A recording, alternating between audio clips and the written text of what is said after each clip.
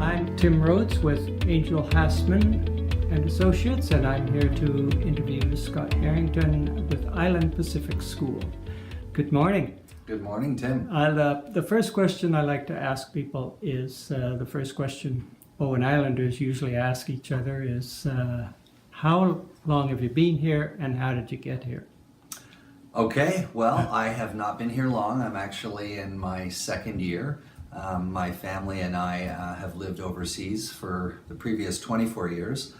I was a long time at the American school in Dubai, and then for the previous 8 years I was at a University of Science and Technology on the shores of the Red Sea in Saudi Arabia, the King Abdullah University of Science and Technology, and my family and I were involved in the founding of that school. And yeah, so in terms of connection to Bowen, my very, very good friend from high school days and his family live on Bowen, and they have for over, well, close to 20 years now. And both their sons went to Island Pacific School. So I always, through association with them, knew about this amazing little school on Bowen Island and heard their tales, and they were always encouraging me to leave my expatriate life and come back to Canada and teach at this school, which always sounded amazing. And over the course of time, we visited Bowen and shared company with them, and also my sons and daughter have attended camp here on Bowen, so it became a familiar place to us, and we were really enamored with it. And while we were working overseas a couple of years ago, my friend's wife sent me a very compelling job description that detailed the school and the role that was going to be coming open in the 17-18 school year, whereby the founding head, Ted Spear, was going to retire. Right. And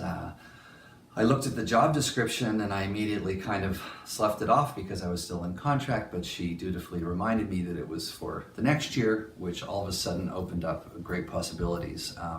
I have two sons at the University of British Columbia and a daughter who's currently in grade 11. So there was some convergence, and all of a sudden this opportunity to consider coming back was, like I say, very compelling. I don't think I could have written a more appealing job description than the one that I read. So basically from afar I threw my name in the hat and went through the process, and I'm very happy to say that I was brought in and part of the IPS family now, and leading what amounts to be just an incredible institution here on Bowen Island. Well, it is that. So where have you settled on Bowen? What neighborhood? Yeah, we are up on Eagle Cliff. Oh, nice. Just before the old Eagle Cliff branch there in, Right. in the road. And yeah, we're all in. That was kind of a feature of taking the job is the board wanted me to be a resident of the island, and I think that was a very critical piece. And we now, with a little over a full year under our belts, we're progressively feeling settled and very, very happy about our family circumstances and the professional opportunity that's presented itself here for me. And my wife is also an educator. She put her career on hold for all of last year, which was very strategically important for us.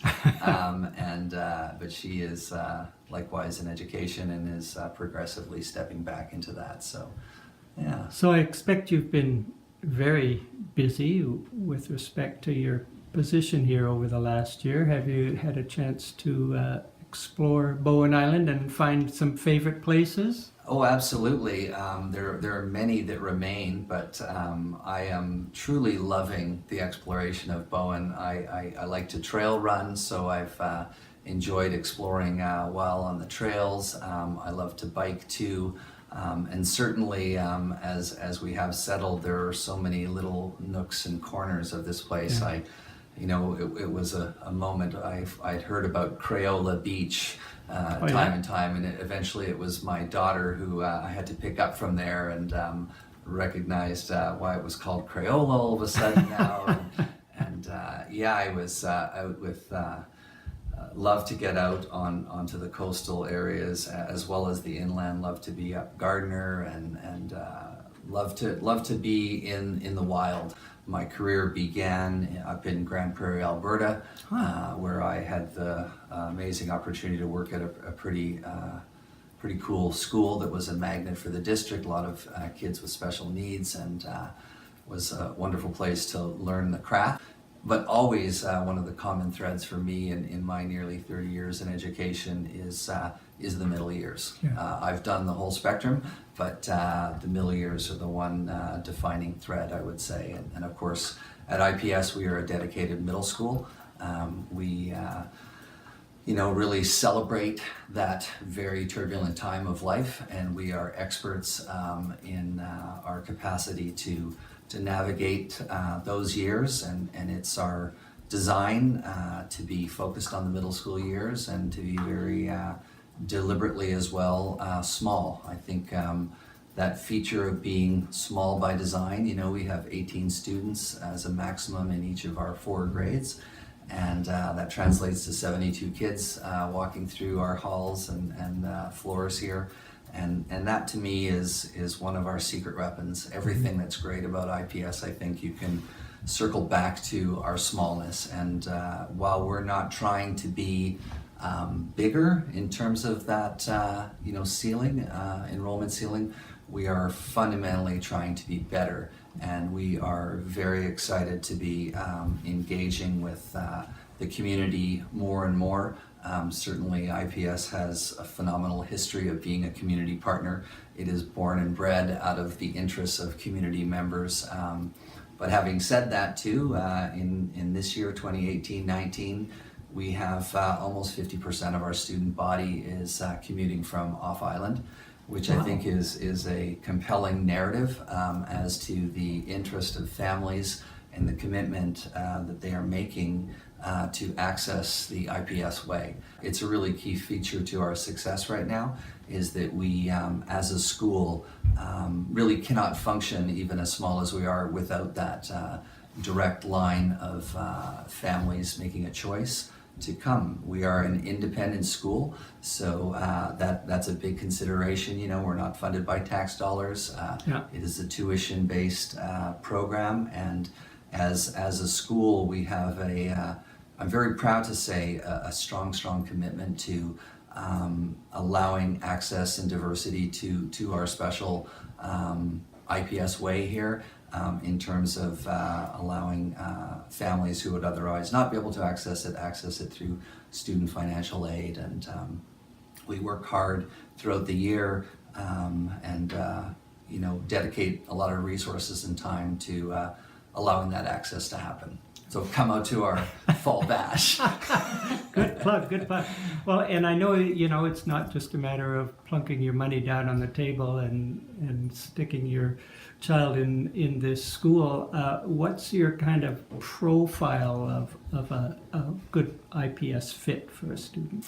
Yeah, I think I like the way you used fit, because we're not we're not a school that's got minimum expectations or academic standards.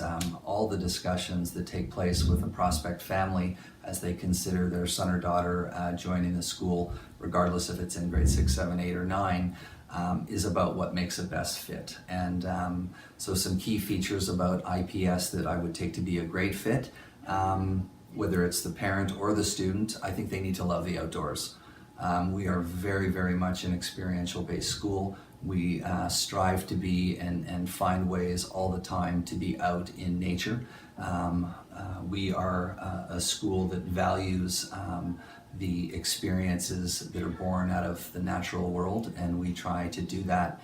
Our program, the second day of school every year, is getting the entire school out on a hiking trip. And I think that is testament to our commitment. Throughout the year, we're on a regular basis trying to explore our natural environs here on the island, as well as exploring off island. We will take advantage of any opportunity to access additional learning spaces for our kids, whether that's a service project based on the North Shore, or going to watch Shakespeare on Kitsilano Beach, or enjoying some wild, thrilling rides down a snowy mountain at Cypress. we're going to find ways to get out of the classroom and be experiential.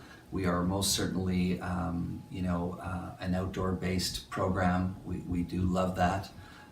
For those of your listeners that don't know, we are a fully authorized IB World School. We offer the middle years program, and this is a curriculum framework that we deliver the provincial mandated BC curriculum through. It represents the type of structure and organization which certainly I take to be best practice.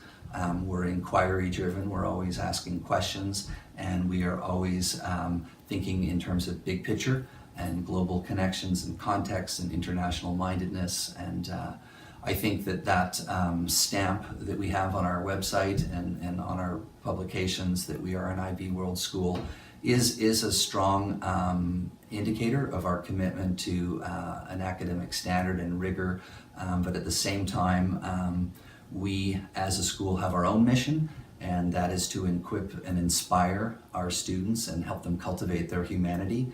And while our mission aligns closely with the International Baccalaureate, we are not defined by them. I like to think that they ride our coattails. But it is a sound framework for us to deliver what we take to be the essentials and celebrate that through the programming of the International Baccalaureate. Well, as you know, my son attended here some years ago, so I know you have this rather remarkable program for the grade 9 students called Masterworks, which year after year after year continues to blow the community away when they come and experience that. Do you want to talk a little bit about that? Yeah, I'd love to, and thanks for that. So we are grades 6, 7, 8, and 9. By the time students arrive in 9th grade, they have been anticipating and probably giving a lot of thought to this capstone project that we call Masterworks. Masterworks is really an opportunity, an invitation for every one of the 9th grade students to perhaps pick an existing passion that they have that they would like to explore further. Maybe it's a whole new idea that they would like to research and understand. But it really is all about them choosing a topic that they are interested in and will pursue over the course of their grade 9 year. So what happens then is early in the year, they are working in conjunction with the coordinator and giving some thought to what they might be interested in, exploring all sorts of opportunities, looking at possible connections to their existing life or things that they're interested in. We then pair all the students with a faculty advisor here, one of the teachers of the school. And then really, most critically, is we pair them with mentors from the broader community. And educationally speaking, I think that is one of the most profound things we can do for kids in this day and age is link them with authentic and real adult mentors.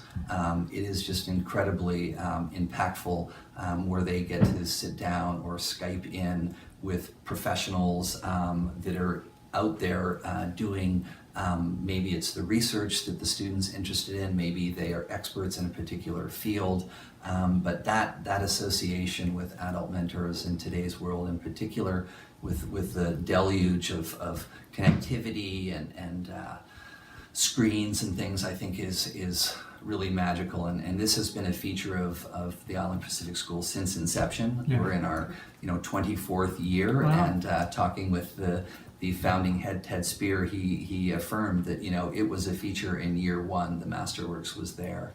So over the course of the year, they're researching. They ultimately produce a 15 to 30 page paper, and then we basically suspend in a week in June all classes, and the entire school community as well as the broader community are invited to every student then has an opportunity to share their findings and present publicly, and also defend publicly and answer questions in a very captive moment for them. And it truly is. I mean, I've only been through one, and I'm already with great anticipation looking forward to this year's 9th grade, because it is just the most amazing array of interesting topics, and really is an essential feature of the IPS fabric. Is this culminating Masterworks program, and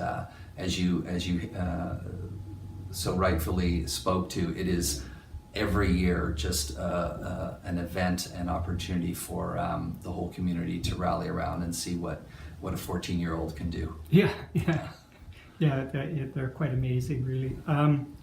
So when you landed here, did you have any long-term goals for the school?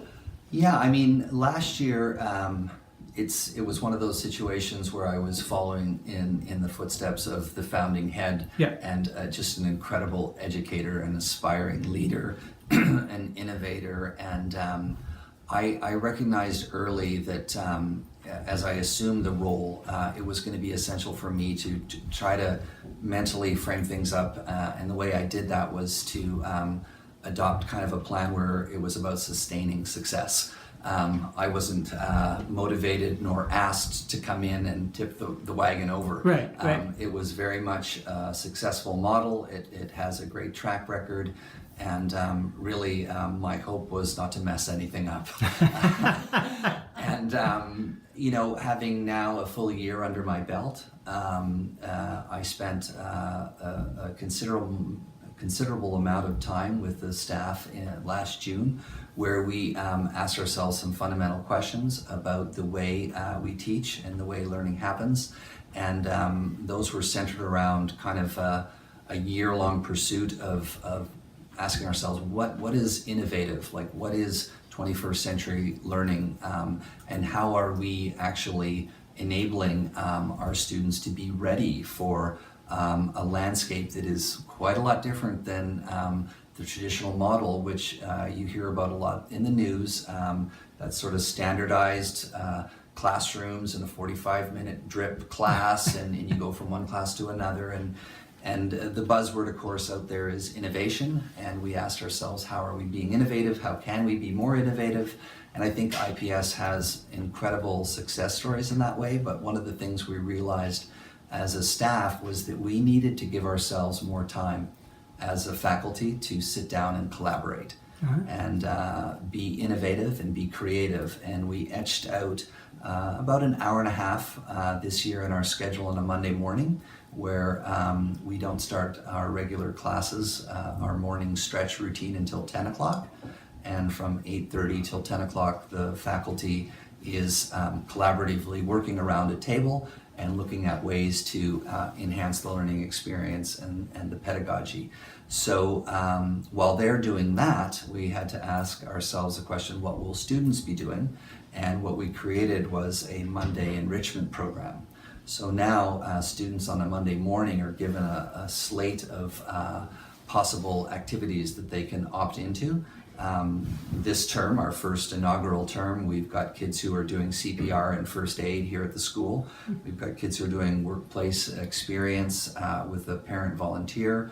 We've got kids going up to Kelly Kono Dance Studio and Artisan Square. Instead of coming here, they're going straight there. We've got a dozen kids volunteering at the Bowen Island Children's Center. We've got some kids who play a lot of hockey or have a very busy weekend, and they are just opting for a later start.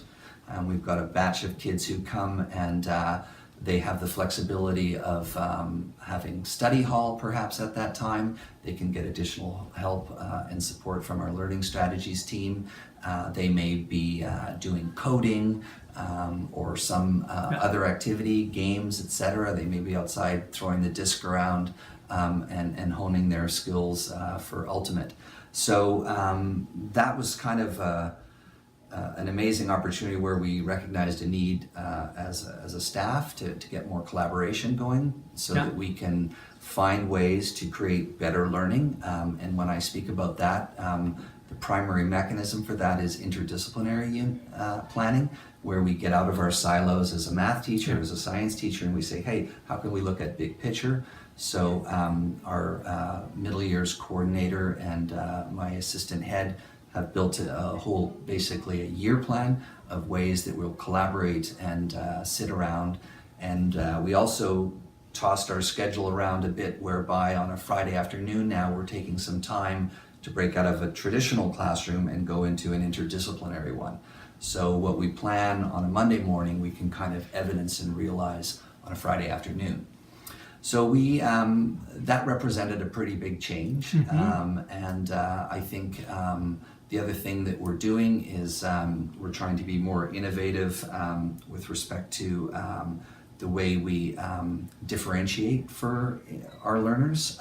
Every kid is unique in their own right, and a great school will find a way to enable success and celebration and a feeling of ownership and an associated, hopefully, circumstance whereby kids love to be at school. And when we as teachers challenged ourselves to think about that, we, as part of this collaboration process, are trying to be more deliberate about recognizing the relative strengths and areas of challenge for each individual student, and that's another sort of feature of our allocation of time on a Monday morning. So yeah, we're expanding. We took on some exciting new projects last year. We joined a global educational program called the World Scholars Cup. This is an amazing opportunity for students to regionally and internationally compete in some sort of academic games, debate, public speaking, collaborative writing, knowledge bowl type things. And we participated at a World Scholars Cup at Mulgrave School. Right. And the 6 students from grade 7 and 8 that participated ended up qualifying and were invited to go to Barcelona and participate in a global challenge, which they did. The families all rallied around, and that was a great new opportunity for the school to get involved. As an international baccalaureate school, we are about those connections, and that was wonderful. Yeah, so not biting off too much, but certainly building on the success that exists already has been a focus. Yeah, I think you know, anyone who is moving to Bowen and you know, watching this little video snippet, I think what's really important that they understand that there is an independent school on Bowen Island. We are not part of the broader district. As an independent school, we are governed by our own board and society.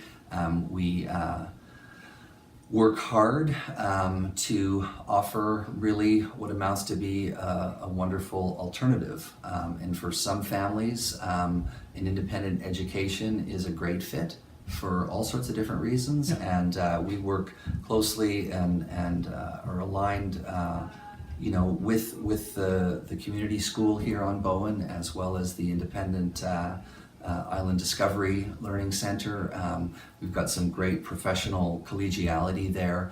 And you know, what I recognize now coming back and being here on Bowen is that for some families it's a perfect fit that they you know, remain in the public school system, and for some others a consideration of an independent school might be appealing for all sorts of different reasons. But what's great about education in 2018 is the variety and options, and the diversification that can take place. And we like to think we have a specialty.